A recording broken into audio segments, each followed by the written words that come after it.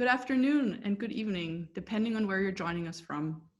Welcome to tonight's conversation and Q&A about memory culture in film, commemorating Emmett Till. My name is Julia Pataki, and I'm the program coordinator of the Goethe Pop-Up Kansas City.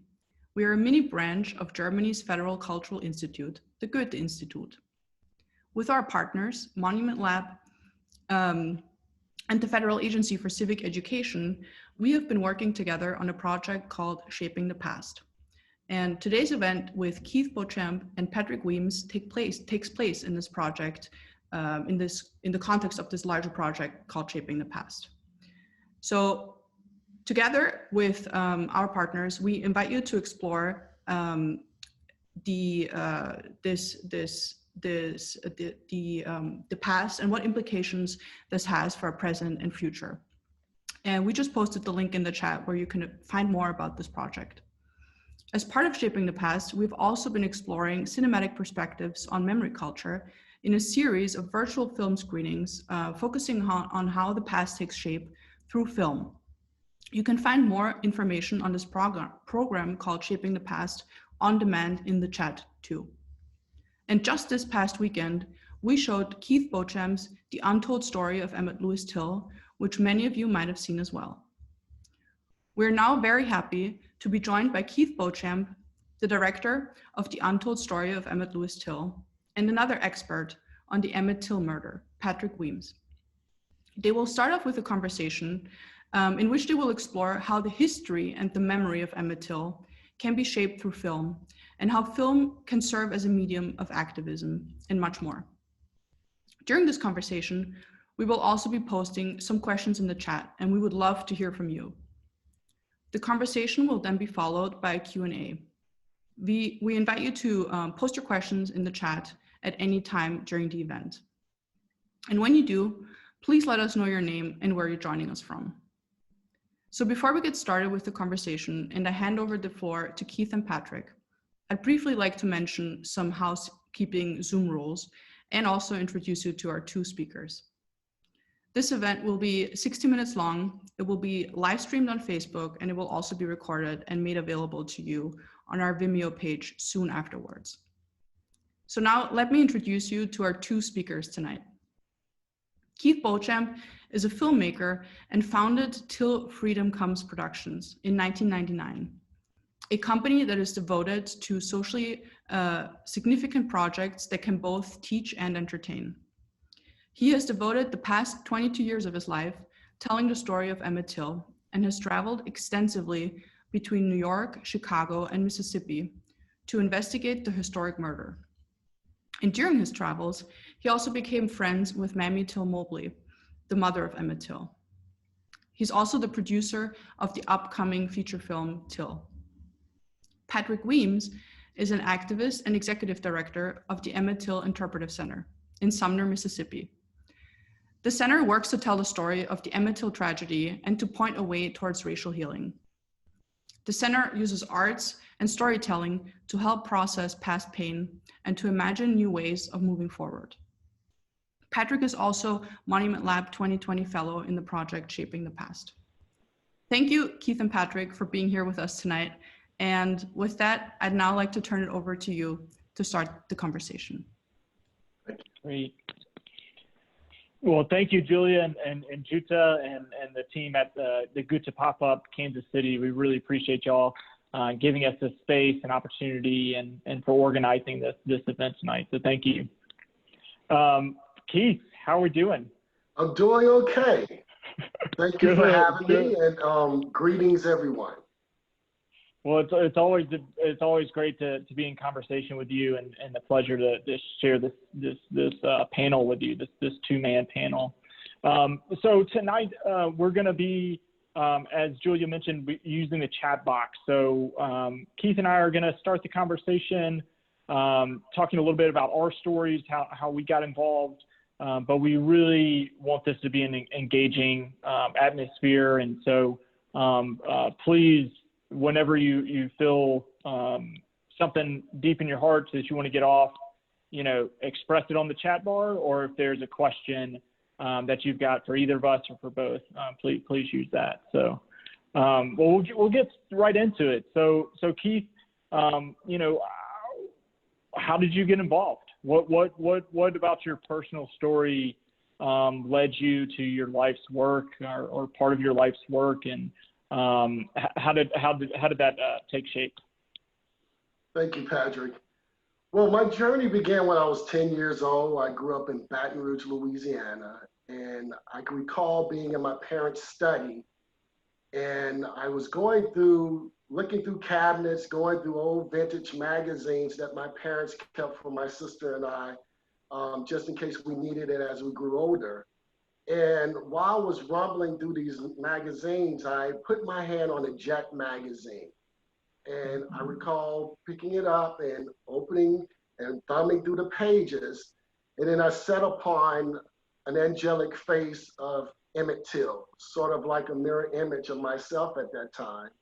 And then on the other side of the page, I saw this horrific face of this monster, and I just could not understand what this picture was, and actually, you know, how to process it. But while I was holding the magazine, my parents just so happened they were walking by the study, and my mother looked in at me and she saw me with this magazine and my mouth wide open. And she walks over and she looks over my shoulder and she sees that I discovered the story of Emmett Till. And I could recall looking at her in the eyes, and my dad was next to her. He walks in and they both looked at each other and said, you know, we need to tell him this story now.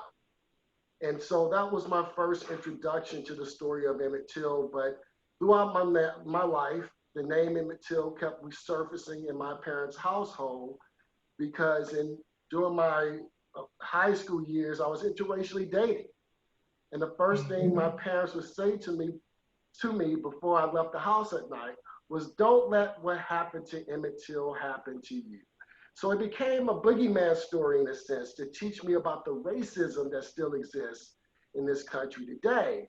But I have to say, it wasn't until 2 weeks before my high school graduation when I had my real run-in with racism. I was at a pre-graduation party for local high schools in the area, and I was actually assaulted for dancing with a white classmate of mine. And that's what spurred me into wanting to fight injustice. And I felt the only way that could be possible if I became a part of the system. So I began studying criminal justice at Southern University of Baton Rouge in hopes of becoming a civil rights attorney. But then my junior year of college, I was introduced to filmmaking by my childhood friend who had moved to New York City with his sister and started their own film production company. And after spending some time working with them and learning the craft of filmmaking, I just thought maybe, just maybe, this may be something that could interest me and I could make some money doing it, right?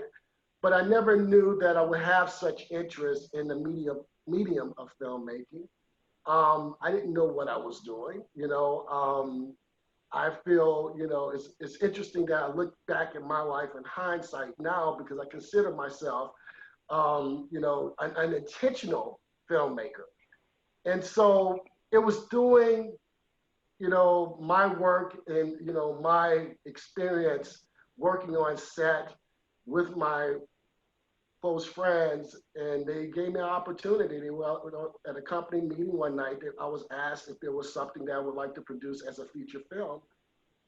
And they asked me, what would that be? And of course, the name Emmett Till came to mind. And so it's just interesting how life is, you know, you think your journey is going in one direction and then all of a sudden it changes. I mean, I know my parents thought that I was crazy. You know, anybody that's, you know, automatically coming from a family of educators and making a decision to work in the entertainment industry is not what they thought I would do. But I have to say they were behind me 100%. I told them that if things didn't work out for me the semester that I set out, that I would go back to school, finish up college, go to law school as planned. But the wonderful thing about my parents is that they galvanized behind me in the making of the Till film.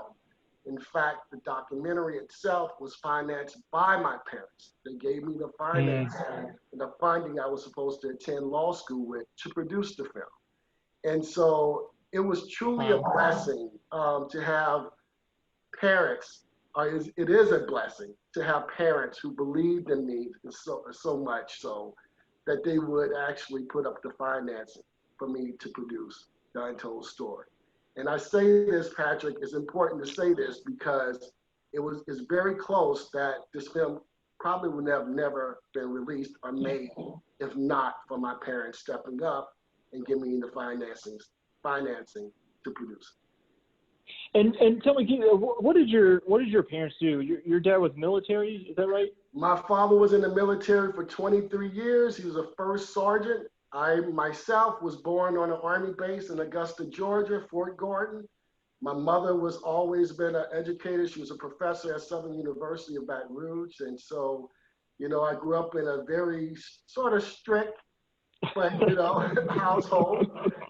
But I was just, it was just amazing to have parents that educated me about the injustices that befell African Americans throughout history, and saw that it was important for me to even, just to learn these stories as I grew older.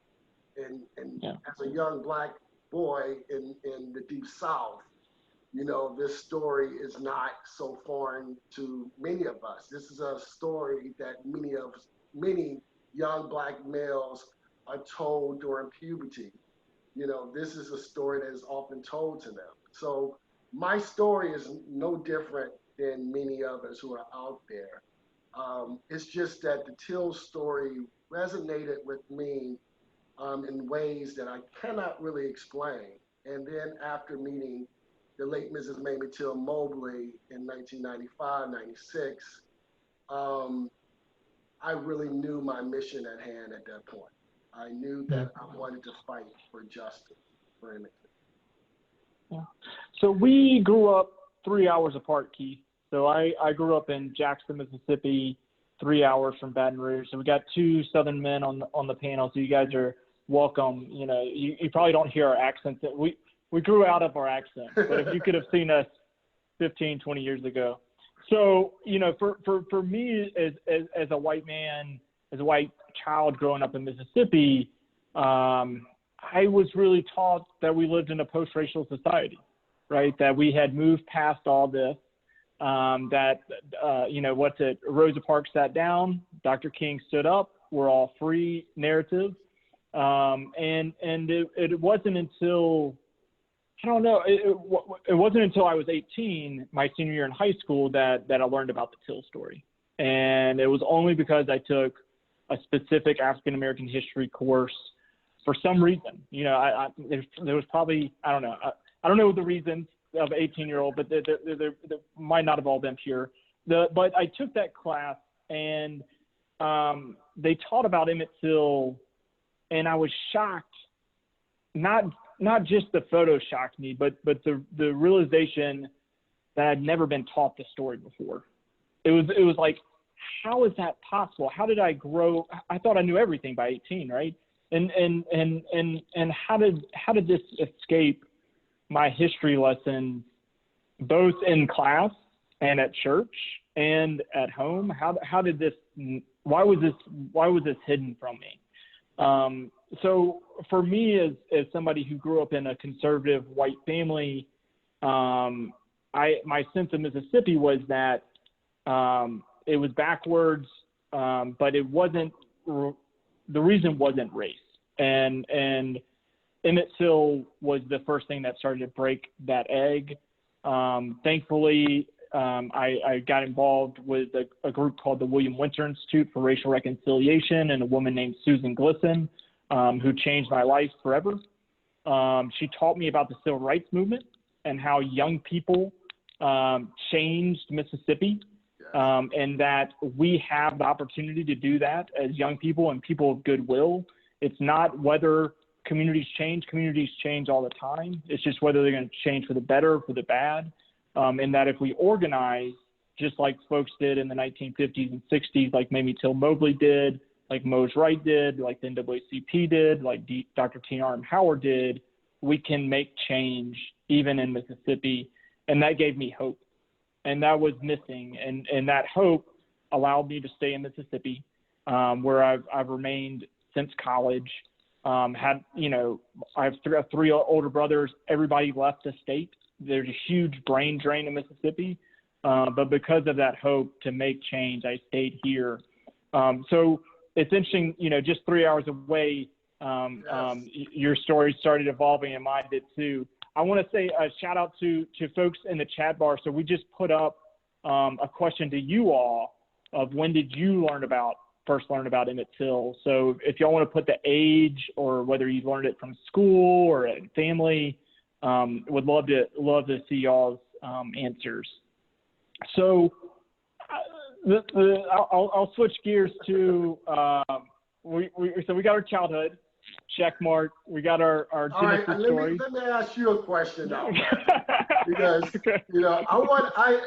we've been knowing each other for years. Easy question, only easy questions. And so I often wonder, how did you get involved with the Emmett Till Interpretive Center?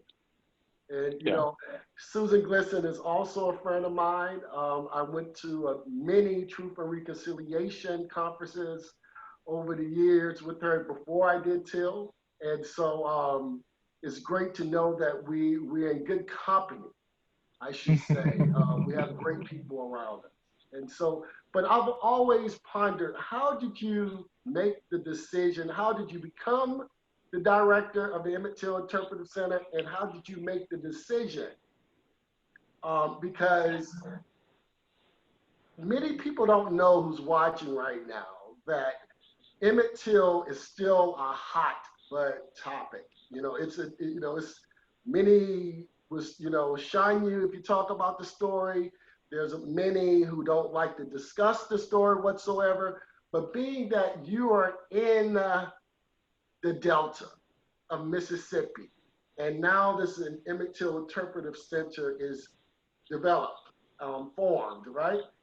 How did you make that courageous decision to take on this task? Appreciate that, Keith. I appreciate the courageousness. I'd say Jerome Little and Betty Pearson would be my answer. So Jerome Little was the first African-American president of the Board of Supervisors. He had to sue the county multiple times with other Black activists like Johnny B. Thomas and Robert Grayson. These are the first Black mayors of these towns in Tallahatchie County, one of the ground zeros of the Emmett Till tragedy, but also just the long legacy of lynchings and racial injustice. Jerome had a vision, right? And he saw what took place in Philadelphia, Mississippi. The fact that where the 3 civil rights workers were killed, their community had come together. And he wanted to figure out how he could do that in Tallahatchie County and how he could do that around the Till case. And so kind of fast forward, so I left high school, went to a little bit of time in New Orleans. I got to Ole Miss, right, the University of Mississippi, the lost cause, university. And it was there that I started, again, bubbling up that, wait a minute, we're not in a post-racial society. I started listening to Black voices for the first time, hearing my friends say that they got called the N-word yesterday. That kind of galvanized and, sped my process up. Susan was asked by Jerome Little to come over to Tallahatchie County to begin having conversations similar that they did in Philadelphia, where that community group actually brought to justice the main mastermind behind the 3 civil rights workers tragedy. Jerome was smart. He put 2 people on his commission. It was a multiracial group, but he took two really influential people on that board. A woman named Betty Pearson, who was a white woman who attended the trial in 1955, super progressive, house civil rights activist, outer house. There's a whole book written about how her activism as a white woman of privilege. He also put on a person named Frank Mitchner, and Jerome actually grew up on Frank's plantation. So we're not that far removed from that type of society. Frank had a lot of political connections, and Jerome knew astutely that he needed somebody, a part of their cohort that could be able to bring funding to this important story. And so, kind of fast forward, I married a girl from Sumner. I left the Winder Institute after college, after being a youth organizer over there. They had zero money, but they were finishing restoring their courthouse back to the way it looked in 1955. And we began to have some community conversations that said, does the project in Sumner, does it need to end with just the restoration of the courthouse, or is there more work to be done? And I knew the answer, right? I knew what needed to be done, but I wanted to hear it from the community. So we spent about 3 or 4 months as I finished my dissertation, my master's degree, and they said very loudly, the work is not finished, and that this cannot just be a historical preservation project, but we need to tell the truth. We need to tell it loudly, and we need space to start to do some healing work. And so with the offer of a $0 salary, again, thanks Mom and Dad for keeping me going. We were able to start an organization. I would also, very candidly say that my whiteness helped, right? For a multiracial board, it was two things. One, I had long hair. And so some of the Black board members told me later, they said, you had long hair. And we thought maybe we could trust you because you had long hair. Which at the time, I had no idea that was anything. But for the white people, I think there was a trust factor there, and it was definitely white privilege that helped me get into my position. And so, from that point on, it's always been about, okay, how do you use your position of privilege for good, right? How do you use white privilege for good? And that's what I've been trying to do as the executive director. I was able to bring on Benjamin Salisbury as the first museum director, a local native African-American young guy my age, to run it with me. And so we've been building, and hopefully we're here to stay. But it just like you, it was a struggle there at the beginning, but I appreciate, but for folks like you who supported us and said, keep going, it made all the world of difference. So appreciate that. Thank you. Yeah. So I'll flip it back. So this is my turn to flip it back, and I see the questions piling up. So this will be one of my last questions before we turn it over to the audience.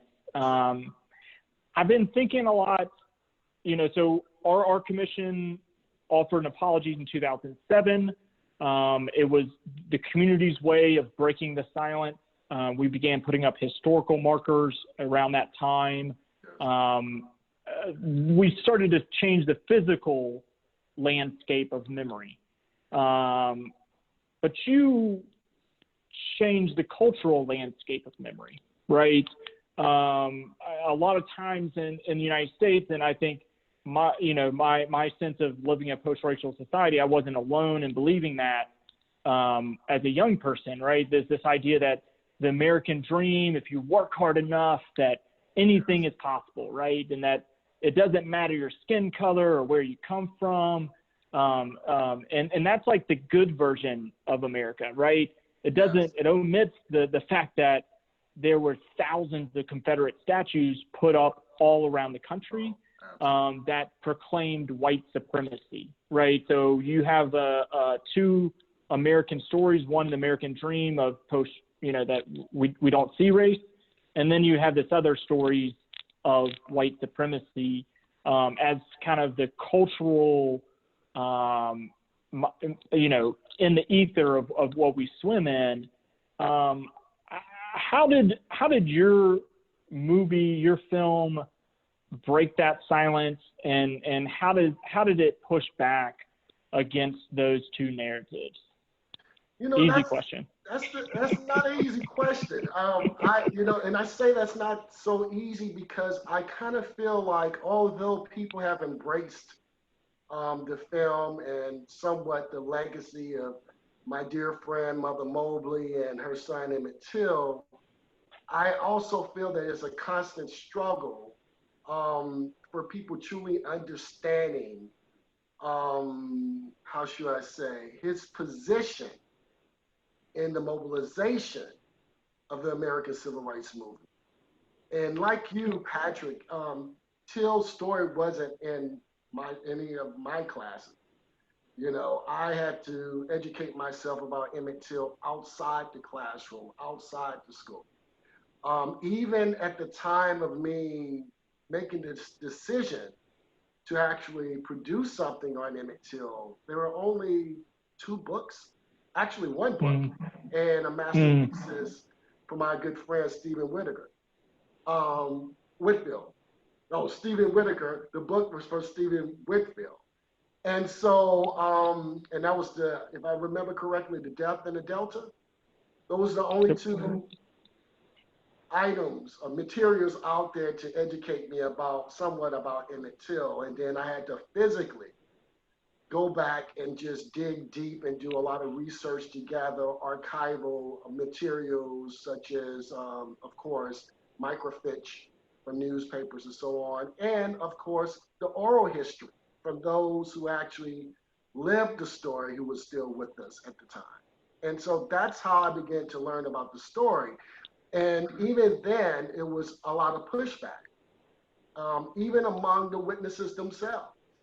You know, they were told to never speak, especially in Mississippi. Many was told to never speak and utter the word Emmett Till. That was a hush-hush topic.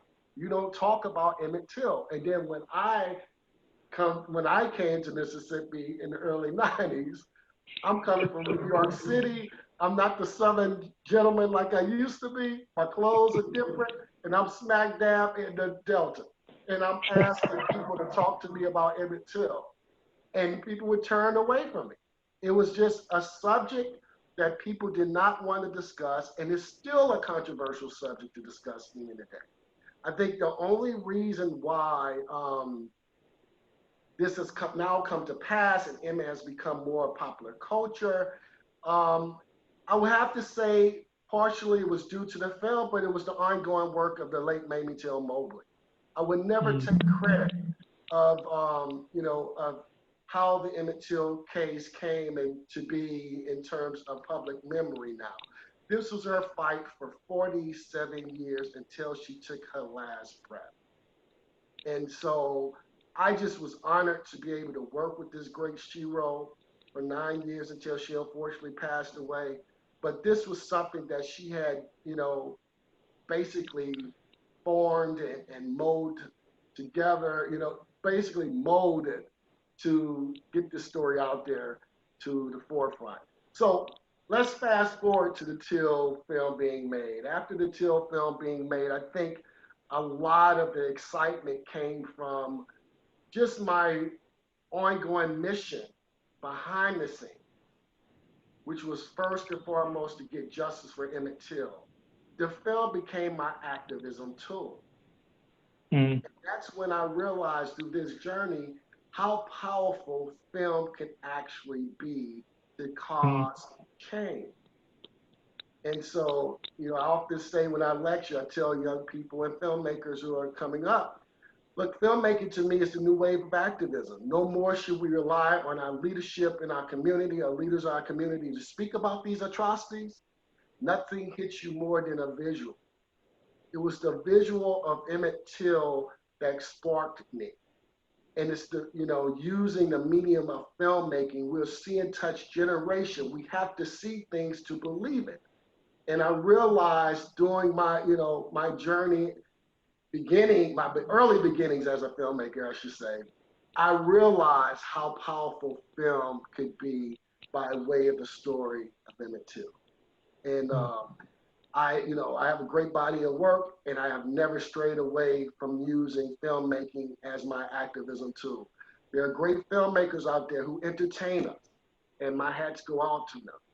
But I don't touch anything I don't tell a story unless I know it's going to have an impact on society or cause change in some way. So I'm very selective. And you and I both know in the world of civil rights, it doesn't really come with a paycheck. So, my whole life has been wrapped around not just this story, but fighting for justice for the voiceless. And that's what I aim to do. But I'm very happy that, with the work that I've done and, the support that I received over the years, that Emmett's name is now out there. I feel that if there was something that I regret or something that I would have done differently, it's probably putting Emmett's story in its proper context and history. Emmett Till is the Anne Frank of Black America. Mm-hmm. His death serves as a reminder of grave injustice as well as hope and change. Change came after Emmett Till's murder. Rosa Parks, we just celebrated her anniversary in making her courageous decision not to get up from her bus on her seat on the bus in Montgomery, Alabama. You and I both know that Emmett Till was foremost in her mind at the time, which is why she made that courageous decision. 4 days before, she attended a Till rally at Dexter Baptist Church, which was being officiated at Dexter Baptist Church, being officiated over by a young 26-year-old Martin Luther King. Yep. And she was actually in the audience, in the congregation at that time, and 4 days later, she makes that courageous decision. Dr. King, who took on the Montgomery bus boycott, just didn't take on the Montgomery bus boycott just because of the actions of Rosa Parks like we were taught in school. He took on the Montgomery bus boycott because he felt that the Emmett Till murder case was an intimidation factor to keep Black people away from the polls. 1955 in Mississippi was an election year. It was a very important time. And so when you put all this in context, then you really would understand why Emmett Till mobilized the American Civil Rights Movement. Because before it was the American Civil Rights Movement, it was the Black freedom or the Black resistance movement. And out of that, when they got international support, when he had multiracial support, it became a civil rights movement. And so, unfortunately, we're still on this road of fighting injustice today. We're also on this road and still fighting for civil and human rights in this country as well. Yeah. Well, so I want to give some shout outs to some folks I saw in the Belinda Stewart architects who restored the courthouse, who kind of shepherded our entire process with that site and who are helping us save some other historic sites in the Mississippi Delta is in the panel conversation. And I saw Betty Pearson's son-in-law is in there as well. So Jim Herm and some good folks. So glad that you are here, and I appreciate people's messages in the chat board about when y'all learned about Emmett Till, because I think it is that moment, right? Keith, you talked about it. It is that moment. One of the questions that came up and always comes up, and I think your film, and it talks about how your film impacted the justice system, was around the reopening, right? And yes. So can you talk a little bit about the reopening and and maybe it, your thoughts on Carolyn Bryant? Just in 5 minutes. Jump on it. Jump on it. The film itself, and it was when I released the film, as I said, I started the film in the early 90s. The film was completed in 2002. What was interesting about that, and let me go back for a minute because I have to get everyone to understand this. I developed the Untold Story documentary because I had the passion of telling the story as a feature film. It started off as a feature film first. I was going into the Delta, doing interviews with folks, and taking the interviews home with me so I could develop a screenplay. I ended up developing a screenplay, which was but it was actually optioned off by producers who work with Showtime. When I did that, it was my first time in, doing something major in the industry like this. I guess I assume it was major for me. But writing, I'm a first-time screenwriter, wrote a screenplay, and it was optioned off. It was as if I gave my baby away. I had no control over it for 3 years. So fortunately or unfortunately, I should say fortunately, let me say fortunately now. Fortunately, that transpired because it forced me to develop the documentary. And of course, that was done with the blessings of the late Mrs. Mamie Till. And I said, I would never go forward with a film like this unless I had the family's blessing, in particular, her blessings. So we had a discussion after my screenplay was optioned. She explained to me the importance of getting the evidence out as soon as we could. And the only way I could have done that was by using the powerful medium of documentary filmmaking. And so a lot of these tapes that, the interviews that you saw, many of them was done by me alone. I didn't know exactly what I was doing, but I realized when I was interviewing folks, it was like I was taking depositions. So it was important for me to make sure that I recorded these interviews just in case something happened to the witnesses themselves. But not knowing at the time, it was helping me out as well, because when I made the decision to do the documentary, I had all this material already. The only people that I had to sit down after that was people like Mother Mobley and Simeon, and as to do an actual interview, for a doc. And so it was from there that I began to go back and forth off into the Delta and throughout the country. Anybody who had any information on Till, I would interview. Anyone. And so what ends up happening, by the time of 2002, I had this rough cut, which was like 90 minutes long. It was a 90 minutes long. The actual film is 70 minutes long, but it was a 90 minutes long film. And I met with a group of scholars at NYU in the Africana Studies Department. And we talked about my work with Till. And they offered to have this screening for me. November 16th, 2002, I remember it like it was yesterday, at the Cantor Film Center. It was the first time I screened Till. And what ended up happening was that a reporter by the name of Brent Staples from the New York Times said he reached out to me to write a piece on Till, because nobody was really talking about Till at the time. And he was aware that I was having this screening, and I was bringing Mother Mobley and all the witnesses I interviewed to New York City, to New York at the Cantor Film Center. So it's the first appearance they had in many, many years, right? And so he told me, he said, Keith, I'm about to write this article on you, and it's going to change your life. And I'm like, what do you mean? What do you mean? And he writes this article, and it goes everywhere. And so by the time we get to the Cantor Film Center that weekend, that Friday, I should say, it was packed. We were supposed to have one screening. We ended up having 3 screenings that night.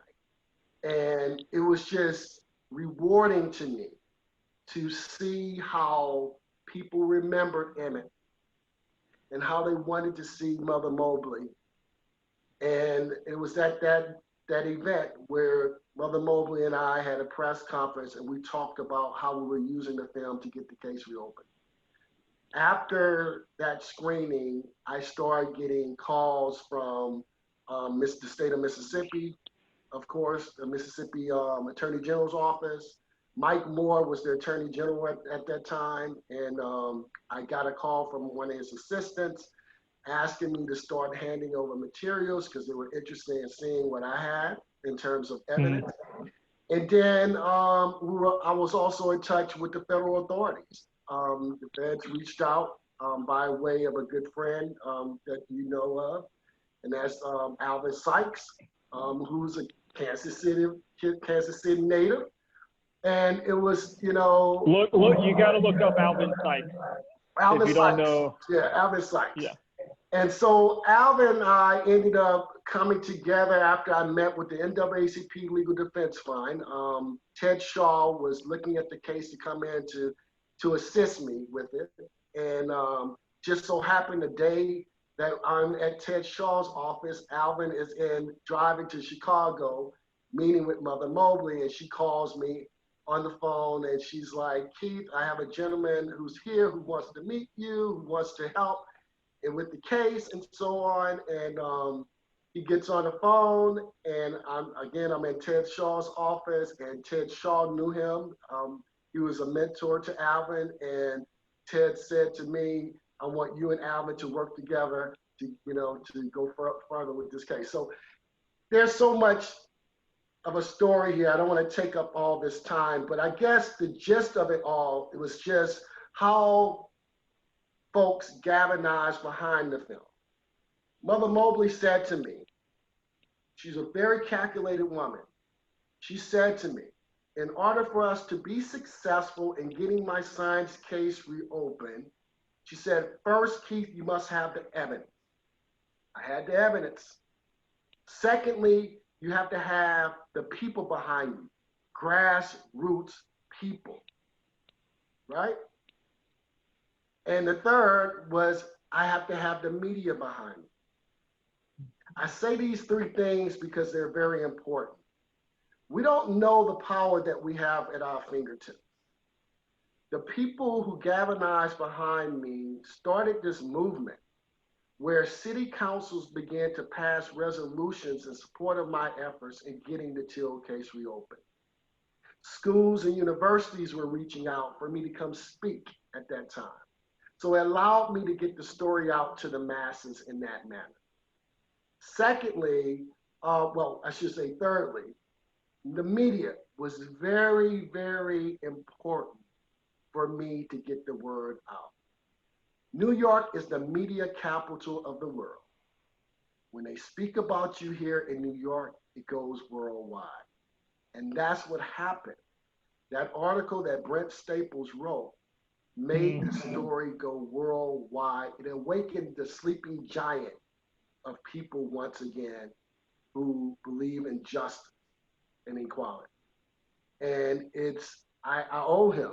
I tell him all the time when I see him online or I see anything about him, I have to tell him thank you, because this could not have happened, Patrick, if I was home in Louisiana. It would have never happened if I was in Mississippi. I had to be in New York to have that platform to reach the masses and for it to work out the way it did. So it was through that we began having meetings with federal authorities, and on May 10, 2004, our prayers were answered when the case was reopened. That was a bittersweet moment for me because Mother Mobley passed away 1 year before the case itself reopened. And so it's been a long journey. It's been a 28-year journey for myself. I was 22 years old when I started my research on Till. I am 49 years old now. This has been over half my life. This is what I eat and breathe every day. I wake up in the morning thinking of Emmett Till. I go to bed at night thinking of Emmett Till.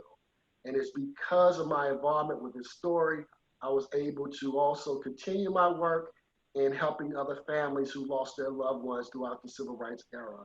And we could talk about that a little bit later. But I guess the last question, you asked me about Carolyn Bryant, right? It's so much to unpack here. But the discovery, through my research, I discovered was up to 14 people involved with the kidnapping and murder of Emmett Till. 5 of these people were Black men who we believe were forced to participate. By the time of the reopening of the case, or when the case went to the grand jury in 2004, 2006, by the time the case went to the grand jury, there were 2 people who were still alive who were hoping could possibly face justice. And that was Carolyn Bryant, the white woman Emmett Till whistled at, as well as one of the Black men who we believe were forced to participate, Henry Lee Long.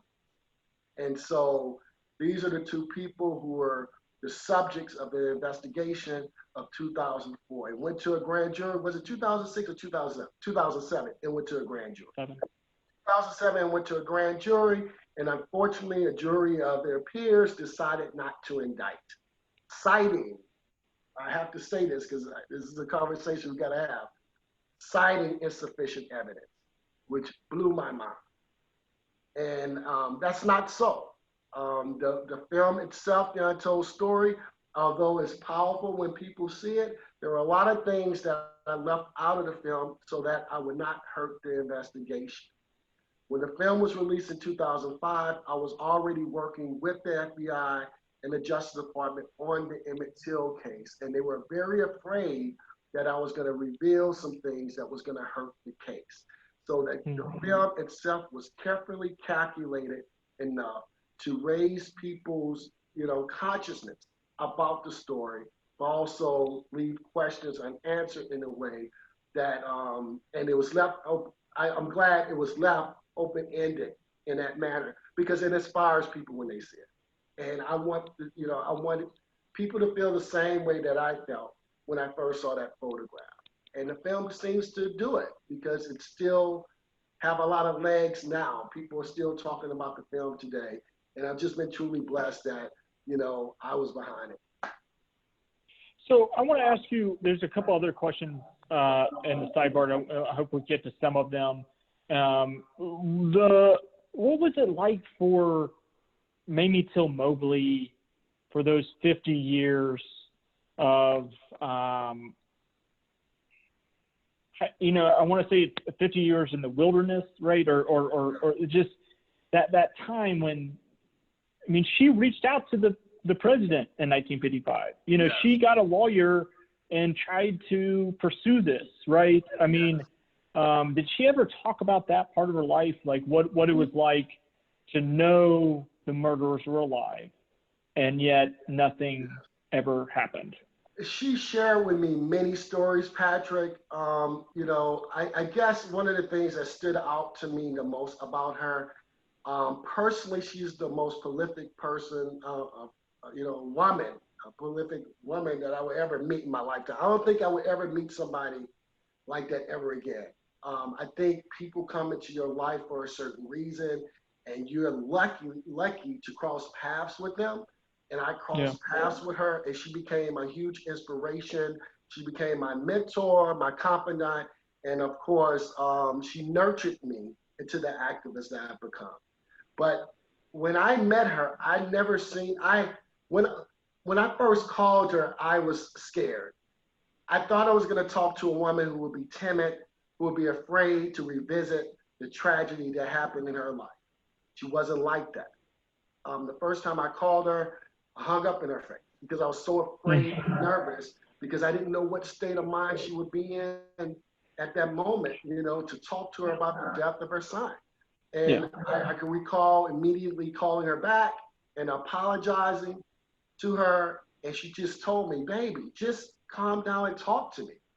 And I began to talk to her, and I opened up to her and explained to her, like I did earlier, how I was introduced to the Emmett Till story. And we ended up talking for 2 hours. She wasn't the woman I thought she was. She was a woman who was still fighting for justice for her son. This was her whole life until her last breath, and she was just instilling in me the things that she wanted done, because she often said in many conversations we had, which I ignored a lot of it, that she won't be here at the end of the journey. And she wanted to prepare me for this moment. She actually believed in me before I believed in myself. 20 young 22-year-old, 23-year-old kid in her home, and he has all this weight on his shoulder because she's expecting me to take the mantle and to run it to the finish line to get the case reopened. And I didn't want to hear it. And so when she passed, it crushed me because it just changed me so much. I was scared. I was scared about what, having this weight, not being able to achieve the things that I promised her and so on. But all this worked in our favor. I mean, her dream came true. My dream came true. In getting the case reopened, the justice part of it, we're still fighting for. But I want people to understand that she had that fighting spirit all the way until she passed away. There wasn't a day that went by that she not think of her son Emmett Till, or tried to fight for justice in some way, or to get help in some way in doing it. She was a powerful woman. Yeah, thank you for that. Thank you for that. She was an incredible person, and just the courageousness, and someone referenced the book she put out, right, where she laid out that it gave purpose to her life, and she wanted to share that purpose with other people like you and like so many people who are living it in the benefit of how she was able to turn her personal tragedy into hope and possible change for this country. It's amazing, Patrick, because now when you see the mothers who are suffering from the loss of their loved ones, police brutality and so on, if you go talk to them, many of them channel Mother Mobley. They would tell you that. I know Sabrina Fulton personally, Trayvon Martin's mother, she channels Mother Mobley. All these mothers want to make sure that if justice is not done in the courtroom for their loved ones, they want it, they want some kind of recorded history that, would last the test of time so that people will understand the loved one's story. They want to make sure that their loved ones did not die in vain, that they died for a purpose. Mm-hmm. And so I see Mother Mobley all the time, although she since passed away. And that's tragic to say, because I think, again, early on, I think one of my biggest mistakes was not being able to put the story of Emmett Till to its proper context. Now, in light of all the things that we've been through in the past year, this year, not this, and this past year, it's obvious that every time a young Black male or a Black female is shot and killed, or at the hands of police, or suffer a grave injustice, Emmett Till's name always metaphorically come into fruition. The reason why, because these are the Emmett Tills of today. And when you put it in that context, I think it reached a lot of people a lot more.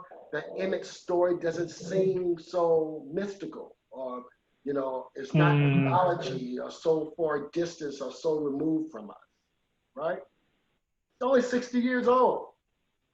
And so I just, that's why, what I am trying to do right now is even correct the way I portrayed Emmett Till in many ways, because I truly believe that Mother Mobley had the blueprint to man's liberation. If we could arguably say that the civil rights movement was the greatest movement created by civilians of this country, the most successful than any other movement that has actually came along, you must look at the story of Emmett Till and understand what transpired. Emmett Till's murder, Emmett Till himself was a part of the anti-lynching movement. This is why you had so many organizations that galvanized behind the efforts.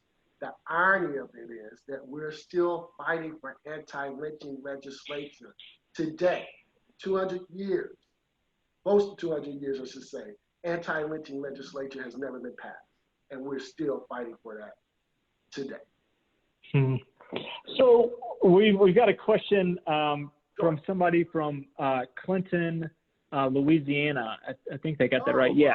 Wow. That's my family's hometown, from Clinton. Wow. Go ahead. Probably a cousin, right? Nathan Taylor wanted to know what's the plot structure? Can you give us any tips or ideas about what's your film? What narrative does it take? And I'll add a further addendum is what's your hope? What's your highest aspiration for this film? You know, the documentary led to the reopening. It also led to the Emmett Till Bill Act 1 and Emmett Till Bill 2, which reopened thousands of cold cases and gave money to the FBI.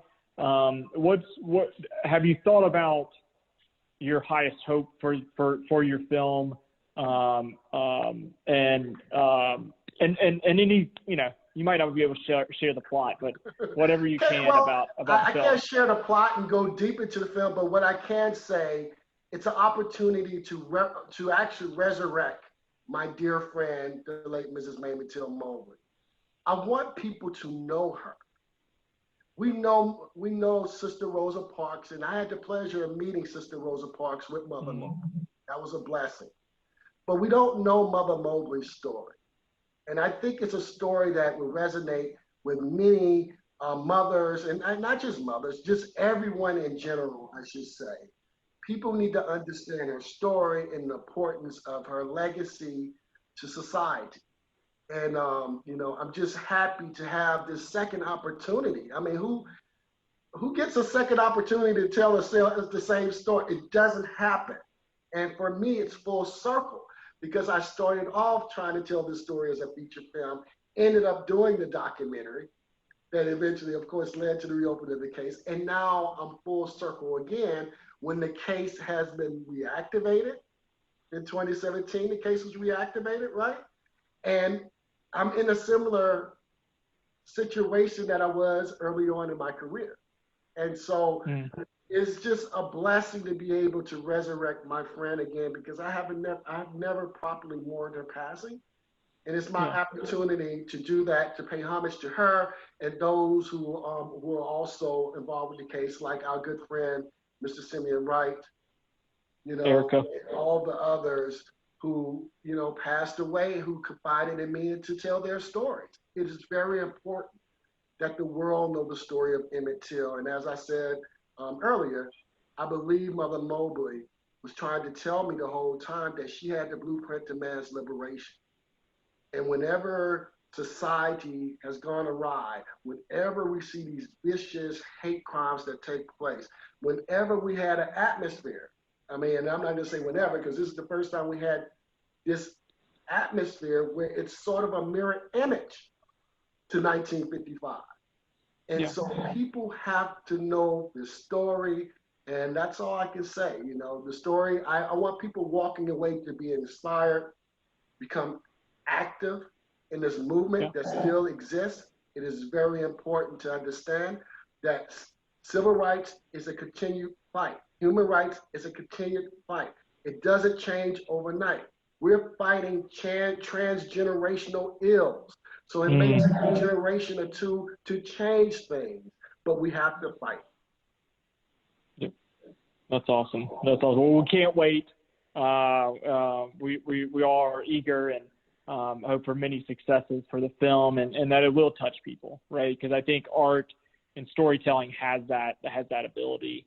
So we're coming up about 5 minutes. I'm gonna take one question from Ontario, Canada, and then if we have a chance for one or two others, I think there's some in the backlog, but if you have one that you're eager to put out, put it in the chat.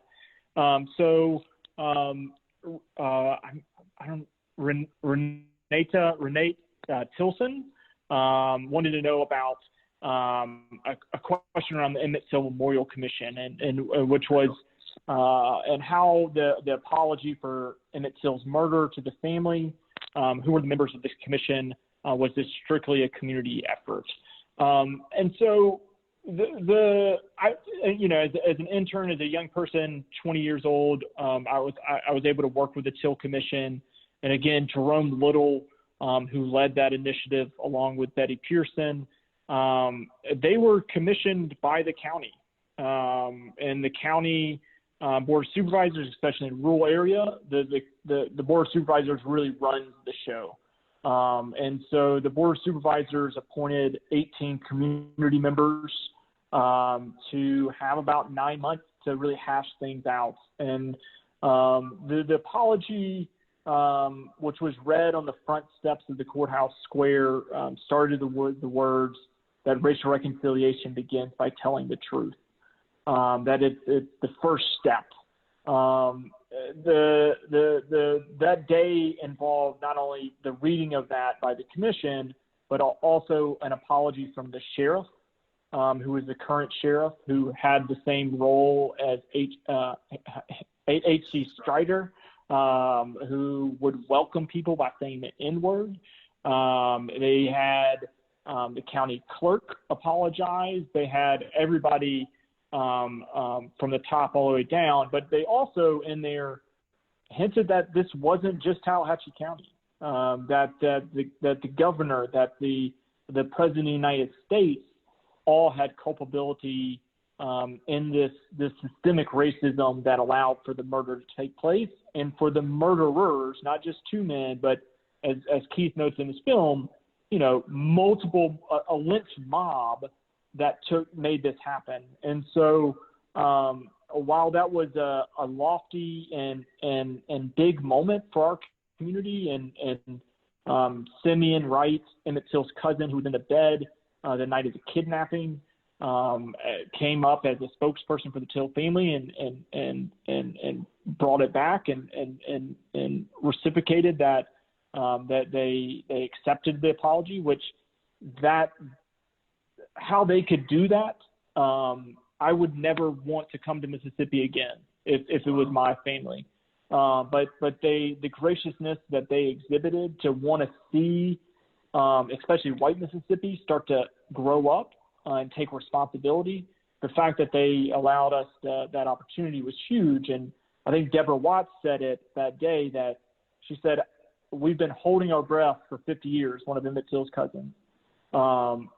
And now we can finally exhale," right? That work is yet to be finished.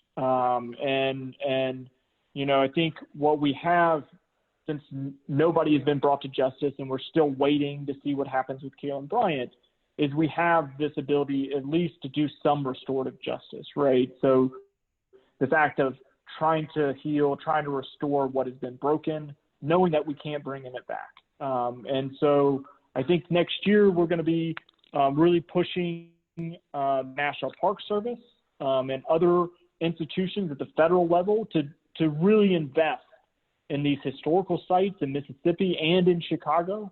The church where Mamie Till had the open casket was just named one of the 11 most endangered lists. The National Trust big list, long overdue, as the catalyst. What she did at that church changed the world, and it's falling down. And so our hope is to save sites like the church, save sites in Mississippi, so that we can tell the truth for generations. Because as Keith, as you just said, it's going to happen generationally. Sadly, this is not microwave justice. This is not microwave democracy where we hit 5 minutes and we're fixed. This is the long, hard work of changing our nation's history, our nation's narrative, to telling true history, to getting us where we need to go. I'm going to pass it to you, Keith, for any parting words, and then I'm going to pass it over to Julia. I wish we had more time. I know. And if y'all want to hit us up on Twitter and social media, yes. Keith, I don't know if you want to put your handle in the message board, so people can find you there. We'll put our Emmett Till Twitter handle out there as well. Would love to try to answer some questions after this. But any last parting words, and then we'll pass it to Julia. Thank you, Patrick. Patrick, I want to thank you for doing this with me. It's always wonderful to talk to you about our journey together and our mission at hand. To the Goethe Institute. I want to thank you for providing the platform and for screening the film. It's very important that people are educated about the story, so I want to thank you for this opportunity and platform. I guess the parting words I have to give you is interesting, is parting words that I would receive from Mother Mobley every time we got off the phone at night. And those words were, we must continuously tell Emmett Till's story until man's consciousness is risen. Only then there will be justice for Emmett Till. Let me say that one more time. We must continuously tell Emmett's story until man's consciousness is risen. Only then there will be justice for Emmett Till. When you think about those words, when I think about those words, I think about how prophetic Mother Mobley was. She knew that the fight against, hatred and injustice in this country was a continuous fight. It took me to become mature, to understand that these things don't change overnight. And we must continue to fight. And so in light of all that has happened this year, I just want to encourage people to understand that we have to continue to fight. And that's it. It's just a somber moment for me to see history repeat itself before my eyes. Never thought in a million years I would actually see that. And we're seeing that today. So I just hope that people become open, to become engaged, to discuss these issues that are plaguing our communities, not just in the United States, but abroad, but to somehow combat the social ill of racism. And so that's it. I just thank you for the opportunity that was provided. Thank you. Thank you, my friend. Appreciate it. Yeah, thank you so Julia. much.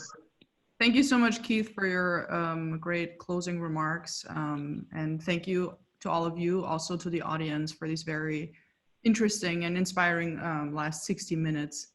I just wanted to put out there that if you are interested in more virtual film screenings as part of this Shaping the Past on Demand series, we invite you to join us for the upcoming film screening of From Here this weekend. From Here is a documentary by Christina Antonakis Wallace, which is set in Berlin and New York, and it's a documentary about the intergenerational fight for belonging in an era of rising nationalism. So I just wanted to say a big thank you to our speakers and to all of you out there. It was great to see so many people joining from so many different places, and we hope to see you again soon at one of our upcoming events. Thank you so much. Bye.